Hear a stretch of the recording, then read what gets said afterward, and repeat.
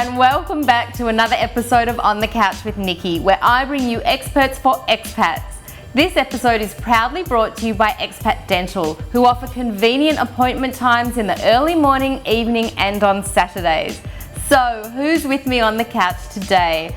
I have Max Chua, who is an electrical and electronic engineer, here to talk about the harmful effects of wireless radiation. He's also the founder of Choisia, a Singapore-based company offering solutions to your household.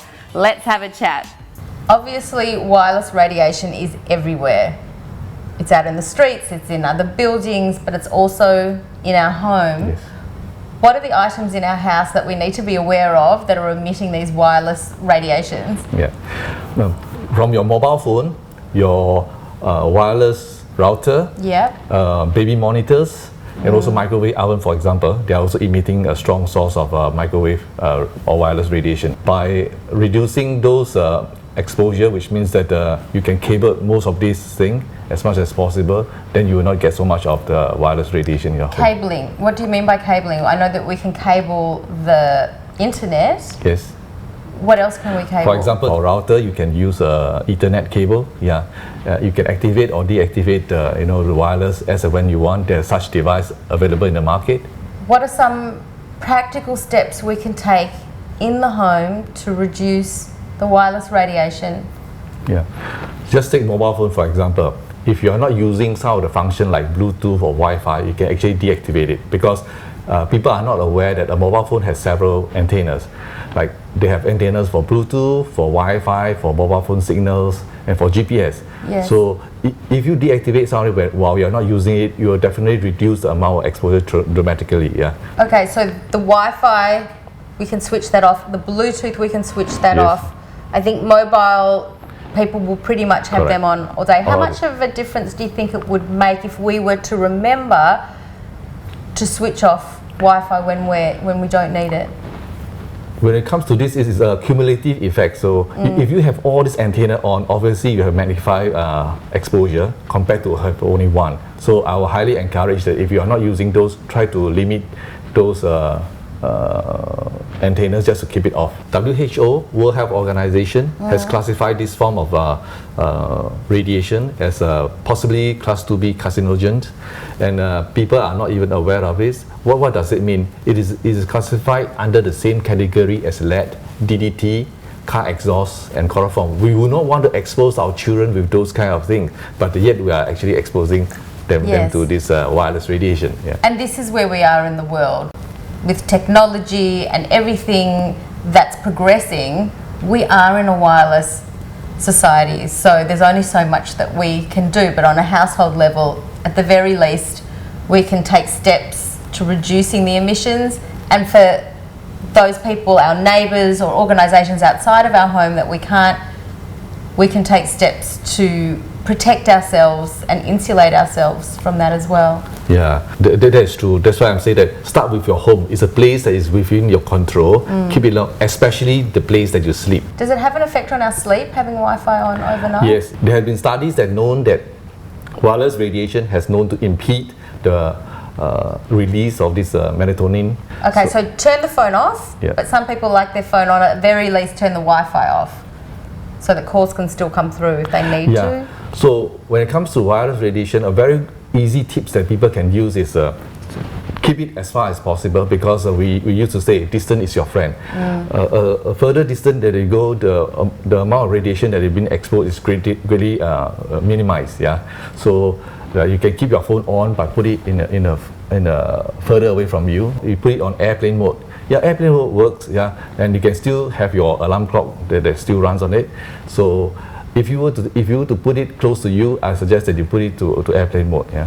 So there would be a concern now that there are children that are on the phone, on their iPads, on devices. What effect is this going to have to our children growing up? Yeah, the effect on the children will be definitely much greater compared to adults, because there are studies out there that shows that for babies or for younger children, the absorption rate of such wireless radiation is double. So I think it will have a lot of impact on the younger ones. Yeah, but the fact of the matter is there are children on devices, there are babies on devices, there are devices everywhere. So it's not going to be a matter of eradicating it. In my mind, it's a bit of a runaway train. What are the small steps that we can do for children to protect them? For example, for those wireless devices like iPads or phones, you can actually download a lot of these programs into it, store it, and actually you can play it out in an airplane mode. Yeah, you can just play it out. Right. Record instead of using a wireless connectivity and show it to them. So a lot of the games can be downloaded so that it doesn't use Wi-Fi. So Correct. if you can just turn your devices, especially with your children, into aeroplane mode, this will at least help. As a result of your own personal journey and feeling the benefits of reducing the wireless radiation in your own home, you decided to form your own company to offer solutions to other people.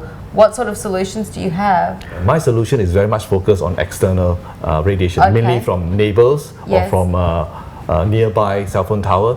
Those are the things that you are not able to control. You simply cannot ask them to shut the thing down. Yes. So with that itself, the solution that I offered is on the shielding. It can be in the form of a shielding fabrics. It can be in the form of a special shielding paint, or it can be in the form of a special shielding window film for the windows. So those will help to reduce the amount of radiation coming from external into your home. Yeah. If wireless radiation presented itself visibly, like smog or haze, or even something that we could smell, everybody would be aware of it, and you'd be constantly exposed to it and probably feel a bit more vehemently about protecting ourselves. When something's completely invisible, you really have to keep reminding yourself that it's even there. Our body, it's true, we are not be able to detect all these things, but some of us, when we started to develop some symptoms, you started to feel numbness. So those are also a little bit of symptoms already showing, tingling sensation. And more and more people that I come in contact, more and more of my customers or clients, I'm surprised to know that actually there are quite a number of people that is actually sensitive to this. They are known as hypersensitive people. Yeah, so they are very sensitive to wireless radiation. When there's too much of those, they even have rashes. So somebody can have more of a predisposition to it, Yes. to being affected by it, than someone else. If I went to a doctor, would they say, have you looked at the wireless radiation in your household? Unfortunately, the mainstream medical are not taking this fact. Yeah, I have customers, expert customers who show symptoms of neck pain where she sleeps. After evaluation, I realized that actually it was actually a source that come from a neighbor. Wow. So what I do is actually go to another room of hers, which is a very low level, and she just asked her to go to the other room to rest. And she did that, and a couple of weeks later, all her symptoms are gone, and she went back to the GP and tell them that you told me to do MRI, all those expensive things, Yes. but none of them tell me it could be just EMF. Yeah. Wow, Yeah. so it's an easy starting point for people who have any sort of physical affliction. Let's just start with reducing the wireless emissions in your household and see how that goes. Yes. And you can come and do an assessment in somebody's house to Sure. look at the radiation levels. Yes. This is what I do. Yeah. So even the new earbuds that have been brought out instead of the plug-in headset, is that not ideal? Is it better to go plug-in than the buds? Yes, I will highly recommend a cabled phone compared to earbuds, which is wireless devices. Actually, Okay. it's activated by Bluetooth. Yeah. So even those Bluetooth headsets that Yes. kids watch TV with, or their devices also? Correct. Okay, you can come, you can assess, you can tell somebody what their household is doing in terms of wireless emissions, and then you can advise on products, reputable products, that will actually do the job properly to protect people and their families. Yes. You do it with a machine? You come in, is there a machine that Yeah, it's a portable detector, microwave detector. On top of measuring the microwave radiation, the other aspect of it is mainly the electrical radiation that comes from electrical appliances. For those form of radiation emitted from electrical appliances, they can be very easily dealt with by just, again, distance. for example, your socket, the multi-point socket, people like to put it very close to where they work. There are many of these connectors. Just put it further away, maybe about 2 feet away. It will. Even a power board that you plug in your appliances, that's also dangerous. Yes, those form of radiation is not wireless, but it is a radiation coming from electrical appliances. Can you do assessments in businesses as well? Yes, I do access to business in office places as well. Yeah. Wow, so it's kind of like the modern day feng shui. What I mean is it can make a huge difference how offices are configured and where they put their electronic devices. Yes.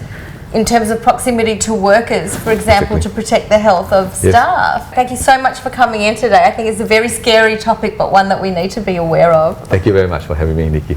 Wow, what an eye-opener. This is a really scary topic. Obviously, we're not going to be getting rid of Wi-Fi in any great hurry. It's convenient, it's part of our life.